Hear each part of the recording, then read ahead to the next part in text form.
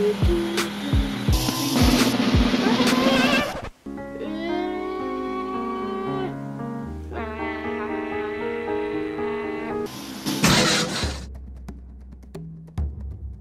sure may mga pagkakataon na may aksidente o pinsala sa loob at labas ng tahanan. Mahalaga na meron tayong kaalaman sa pangunang lunas o first aid.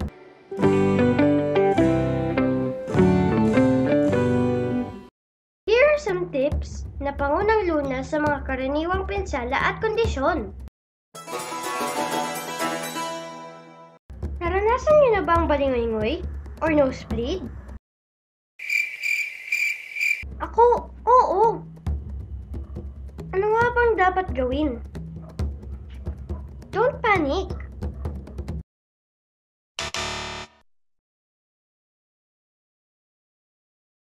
Umupo ng tuwid at iyuko ng bahagya paharap ang ulo at pisilin ang malambot na bahagi ng ilong sa ibaba ng bony bridge o nose bridge.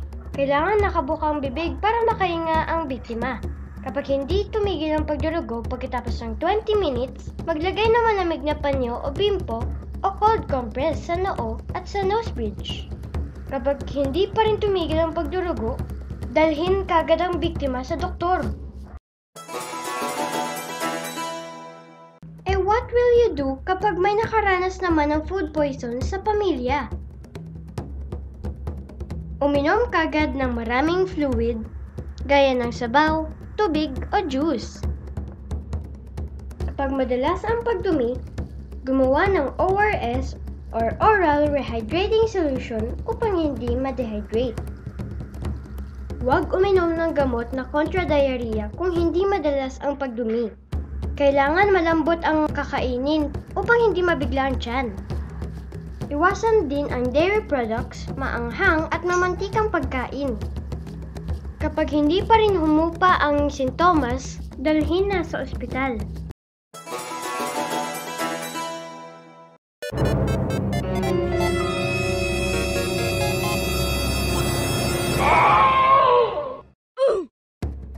Paano naman kung may nawala ng malay? Paupuin ang biktima at ibaba ang ulo sa pagitan ng mga tuhod. Pahigain ng ulo na mas mababa sa kinalalagyan ng mga paa. Ito ay upang padaluyin ang mga dugo sa ulo. Suriin ang pulso at paghinga kung malakas. Kung ang paghinga ay mabilis at malakas ang pulso, kumuha ng supot ng papel o plastik na may sapat na laki upang dito pahingahin ang pasyente. Kung hindi magkamalay sa loob ng 15 to 20 minutes, dalhin agad sa pinakamalapit na pagamutan.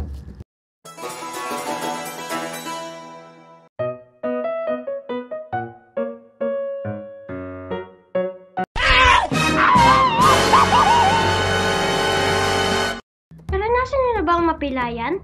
Naku, masakit yun! Lagyan ng cold compress ang napinsalang bahagi sa maghapon ng 3 beses habang nakalagay sa maayos at komportabling posisyon. Pagkatapos ng ilang araw, warm compress ang susunod na ilalagay hanggang sa mawala ang pamamaga. Kung namamaga pa rin, ito ay dalhin sa ospital para sa x-ray upang matignan ng maayos. Ilan lang ang mga ito sa mga maaaring gawin bilang pangunang lunas. Ito po si Partridge, tandaan! Pangunahing lunas ay mahalaga upang makaligtas ng kapwa.